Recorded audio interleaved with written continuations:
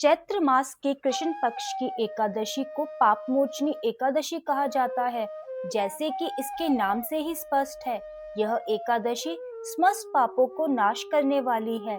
भगवान श्री कृष्ण ने स्वयं अर्जुन को इस व्रत का महत्व बताते हुए महर्षि लोमश और राजा मांधाता के संवाद का वर्णन किया था।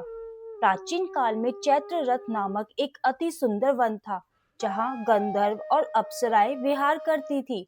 इसी वन में महर्षि च्यवन के पुत्र मेधावी ऋषि कठिन तपस्या में लीन रहते थे। वे भगवान शिव के परम भक्त और तेजस्वी युवा थे। एक समय मंजू घोषा नामक अप्सरा की दृष्टि उन पर पड़ी और वह उनके रूप पर मोहित हो गई। उसने मुनि की तपस्या भंग करने के लिए मधुर गायन और नृत्य करना आरंभ किया।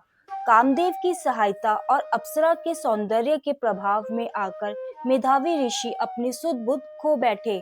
वे शिव की भक्ति और अपनी तपस्या को भूलकर मंजू घोषा के साथ भोग विलास में मगन हो गए। इस मोह माया में डूबे ऋषि को समय का बिल्कुल ज्ञान नहीं रहा।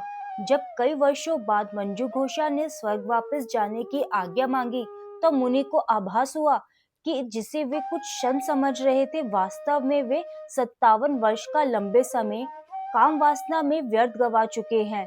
अपनी तपस्या भंग होने और समय का दुरुपयोग पर मुनि को अत्यंत क्रोध आया।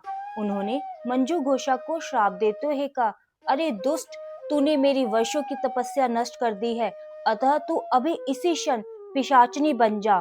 श्राप मिलते ही अप्सरा का रूप भयानक हो गया, किंतु उसने अत्यंत विनम्रता से मुनि से क्षमा मांगी और मुक्ति का उपाय पूछा।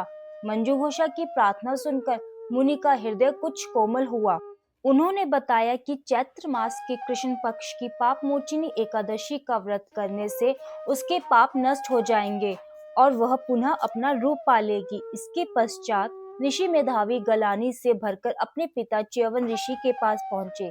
पिता ने उन्हें फटकारते हुए कहा कि उन्होंने घोर पाप किया है।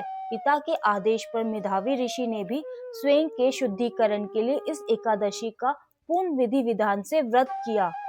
पाप मोचनी एकादशी के प्रभाव से मंजू घोषा पिशाचनी के देह से मुक्त होकर पुनः दिव्य अप्सरा बन गई और स्वर्ग लौट गई। मेधावी ऋषि के भी समस्त पाप धुल गए और उनकी खोई हुई तपस्या का तेज वापस लौट आया। इस कथा को सुनने और पढ़ने मात्र से 1000 गोदान के समान पुण्य प्राप्त होता है और यह व्रत ब्रह्महत्या और स्वर्ण चोरी जैसे घोर पापों के प्रभाव को भी कम करने की शक्ति रखता है।